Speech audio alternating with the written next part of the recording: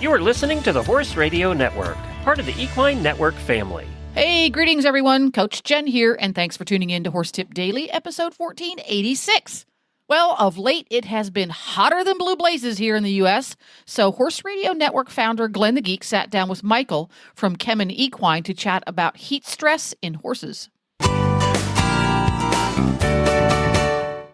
Well, I'm back on with Michael, who's sales manager for North America. I think he's actually gotten a promotion since we had him on last. And he's from Kemin Equine. This time I had him on to speak about the warm, very hot weather we've all been having. I know we're setting record highs in much of the country. The Southwest is boiling. Here in Florida, we're dying. In the South, we're dying. Texas, where you live, is just a nightmare right now. It's been hot. It sure has. You can say that twice. Yeah, you guys have been baking over there in Texas.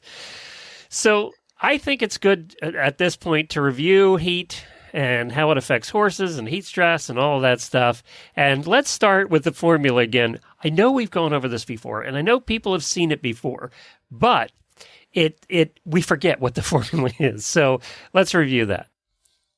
Absolutely. And, I always like educating horse owners about this. At the same time, whenever I put it into context, it's a bit depressing because it makes me look at the thermometer and realize that, you really can't go outside for much time before you're just really depressed and wondering why you're around horses. So for this formulation, it's very, very easy.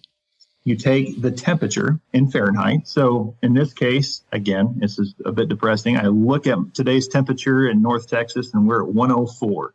Okay, we're at 93. So well, you're beating us. You got me beat going the right way. So we'll take 104. That's our temperature in Fahrenheit, and then we add that relative humidity. So in this case, again, out of pure depression, you look at the relative humidity, and we're at about 40% right now. Okay. Had a little bit of a rain shower this weekend, so it's a bit humid. So we add that 40% humidity. So that puts us at a sum of 144. Okay, well, so I got you beat there. We're at 93 degrees and 78% humidity, so we're at 171. Wonderful. So that just seems extremely pleasant, if you're just wanting to lay around in the shade. And exactly. Or be in the air conditioning. Sweat the pounds away. So we take that sum and then we look at a scale. So number one, if you're less than 130 total points, you're considered low risk. The horse's cooling system should function normally. A typical horse should be able to cool themselves off just fine. Now, obese and heavily muscled horses, they could still have an issue. But if we go above that, so if we start to look at 131 points to 150 points, you're in that medium risk category. Cooling efficiency is significantly decreased. Horses may sweat up a little more easily. Overheating is certainly a possibility with prolonged activity. So that's when we really want to start keeping an eye on these horses. Move up to the next level, and that's 151 to 180. So this would fall right in where you're at. This is considered high risk. Significant decrease in cooling efficiency. Humidity contributes over 50% of that total score. And the ability to release heat through sweating is significantly reduced. Remember, in that just super, super humid, muggy environment, horses don't have the ability to have that evaporative cooling effect because there's so much moisture already in the air. So you want to start watching for signs of heat stress and ensure that a cool down after exercise is certainly instituted. And we want to make sure those horses aren't exhibiting too many symptoms of that high risk. The next level is greater than 180 total score, and this is considered the danger zone. The horse is no longer able to regulate body temperature. The horse's cooling system is completely ineffective, and risk of heat stroke or heat stress is significantly high. So a good example that we like to use just for the general audience, if we look at the whole country, 75 degrees Fahrenheit plus 60 degrees or 60% relative humidity would be 135. And that puts you right in that medium risk environment.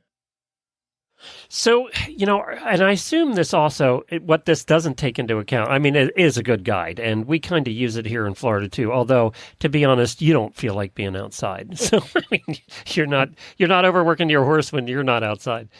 Are there certain groups of horses that are higher risk? You mentioned obese and heavily muscled horses as one. Yeah, certainly. So as you mentioned, obese, heavily muscled horses, they lack the ability to easily cool themselves off. They're horses that are not acclimated to those higher temperatures. So think of it this way, for your area, if you're down there in Florida, horses that live down there, this is a seasonal norm for them for the most part. Now, obviously, if anybody's been watching the weather or reading the news, we're in this odd heat bubble, and obviously we're a little bit higher than normal. But for the most part, horses that are acclimated to a certain region have a much better physiological ability to regulate that temperature. Horses that might be coming from the Northeast down to your market, they would be significantly challenged. They're used to much cooler temperatures, maybe lower relative humidity. So when you take them from an area that they're acclimated to and insert them into an area that they're not used to, that's very hot and very humid, you can have a heat stress event. They just cannot manage that heat very well. No different than us. If I go spend 3 months up in Jackson Hole and then I come back down to College Station, Texas, I am going to be absolutely miserable because I have lost the ability to manage that big swing in temperature. Also, horses that don't have any shade or limited airflow. So think stall or trailer for limited airflow, or out in a big open paddock for lack of shade. So those horses, they don't have the environmental precursors to help kind of cool back off. So if they're out there and, we see them, what do we look for to see if our horse has got heat stress or, is getting way overheated? Well, that's a very good one. And these are pretty easy tools to just kind of keep in the back of your mind to be looking for. So one is their breathing rate. That's a really easy one to see. Are their nostrils flared? Are they having a hard time breathing? And are their breaths per minute greater than 60? That'd be something I'd certainly keep an eye on. Reduced feed or water intake. When they start getting really down, they don't feel like eating, and you'd think that they're really hot, they'd be drinking a lot of water. Well, if they're feeling really poor, they might not feel like doing much of anything. So a rectal temperature of greater than 103 degrees Fahrenheit is a good indicator, along with an increased heart rate. Profuse sweating. So if you see your horse all of a sudden just a whole bunch of sweat all over it, they might be dealing with an issue trying to cool themselves off. Again, horses will sweat just like people. That evaporative cooling effect kicks in and it helps reduce body temperature. Droopy ears, if they're restless, lethargic, if they just seem a little depressed or off. Dehydration, so check for tenting of the skin. I think we've talked about that last time. You can pinch that skin on their neck, pull it out, and see if it's tenting. That could be a precursor for dehydration or a good indicator of dehydration. Muscle cramps, so if they seem like they're tying up on you. And then, of course, the worst one being colic, because that's just that can be a really bad situation for them and cause a host of other health issues. So what happens if I'm out at the barn and I see my horse has several of these signs, and I pinch the skin and, I see that they my pony's got breathing heavy and just looks miserable, right? What do I do? One thing that I recommend first and foremost is get that horse somewhere where it can be comfortable. You can take a big sigh of relief. So find some shade, get some airflow blowing over that horse, especially if you're in that really humid area. Do your best to get some airflow going over that animal. Also, cold water. Start drenching that horse down. There's always been this debate. Well, if I hit my horse with cold water, is it going to go into shock? It's really not something. It's always been anecdotal that might have an effect. But start cooling that horse off. Spray him down with nice cold water and keep spraying him down until when you put your hand on the outside of that horse, it feels cool to the touch or cooler to the touch. And then leave that water. Let that water sit on that horse so you get some of that evaporative cooling effect with that air blowing over the animal. It'll certainly start to pull some of that heat away, and that horse will start to get comfortable again. Once he starts to feel a bit more comfortable, then make sure that he has access to plenty of cool, clean, fresh water. That's critical. A lot of folks will say, well, my horse has a pond or my horse has a big stock tank out there. He has plenty of access to water. Well, we need to make sure that it is cool, it's clean, it's going to encourage that horse to consume as much water as he can possibly handle just to get that core temperature back down. Basically, cool water's the answer. Absolutely. You're exactly right on that. Cool water and plenty of airflow. So what are some other stressors that go along with heat stress? Well, it's when we talk about these heat stress events, we see them compounded when we start to look at these other stressors. So trailering a horse, the farrier comes out, the horse is already hot, irritable, uncomfortable, and then suddenly we're doing something with him he just doesn't want to be dealing with. That can certainly add to a heat stress event. But then some of the other things is, just the normal stuff that he's experiencing every day. So he's out there commingled with other horses. Maybe he's not feeling good. He's got allergies. All of these things conducive to owning a horse are all going to contribute to how much stress he's dealing with. And we're going to just be compounding that with heat stress.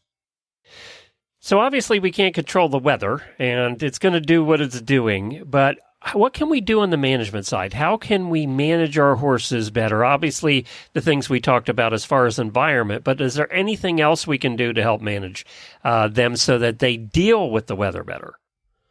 Absolutely. And it's funny, you mentioned controlling the weather. A good friend of mine had read a book and was telling me about the difference between being a thermometer and a thermostat. I would love to be a thermostat in this situation where we could just turn it down and manage some of the stresses, but we can do that to a degree with better management practices. One, know your horse. Nobody knows your horse better than you do. So start monitoring those conditions, the temperature, the humidity, what's the best time of day for me to go out and exercise my horse. And that'll give us an idea of when we can really get out there. We can continue to train these horses, but we can mitigate some of the effects that temperature and humidity might have. So whether it's early in the morning or late in the evening, start there. Give your horse some time to acclimate. So if you're coming from up north, coming down south, just give that horse a few days just to get adjusted and do your part to make sure he stays nice and cool and give some time to ease into what's going on around him in that environment.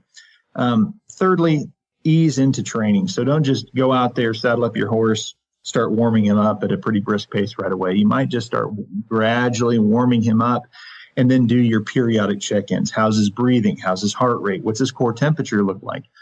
Because we can always pull that horse out of exercise, cool him back off, and then and resume training after he cools back down. Another thing that we can do is a nutritional approach. One thing that Kemin has done is we've developed chemtrace chromium. And, chromium is really unique because it's a trace mineral, but it's been proven to improve insulin function in cattle, swine, poultry, horses. And what that's really going to do is just help utilize glucose more efficiently and keep that horse from getting stressed out during exercise. Additionally, adding chemtrace chromium, which is the only FDA-reviewed source of chromium propionate that is proven to improve insulin sensitivity, along with helping clear more blood glucose. Evidence also suggests that insulin is a key component in an animal's response to heat stress. So making sure that we're keeping all those things in check can help actually mitigate some of the physiological symptoms of that heat stress. Additionally, chromium has been shown to reduce body temperature and respiratory rate during a heat stress event.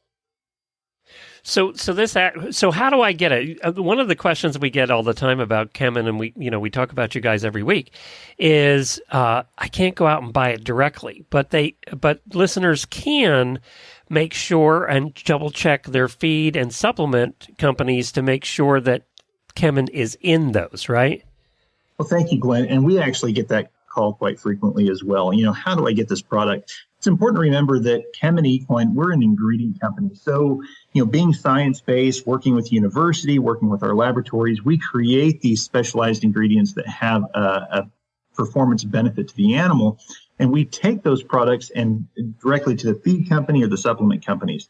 So what we recommend is reaching out to your preferred feeder supplement company and ask them if they're formulating these ingredients in their products. You can also visit www.kemin.com/equine heat stress. That's KEMIN, equine.com. And you can find products out there that are commercially available through our Buy It Now that actually are already utilizing Chemtrace Chromium that might be that nutritional benefit for your horse to mitigate heat stress. In addition to that, a lot of these resources that we talked about here today, that Kemin heat chart that talks about your temperature plus your relative humidity, what to watch for symptom-wise, that's all available on our website as well. And I know that you have one of your summits coming up too. Absolutely. Yep. So our third annual Equi Summit will be coming up in September. You can register for that at attendequisummit.com. That's attend, EQUISUMMIT.com, where you can learn more about heat stress. You can learn more about nutritional impacts on heat stress, on intestinal health, just a whole host of things. But again, we'll be having that this year in September, and it's free for your viewers. And that's virtual? Yes, sir. And that's, what's the date again? That is September 5th and 6th. Okay, very good. And where do they sign up for that? They can just register for that at attendequisummit.com.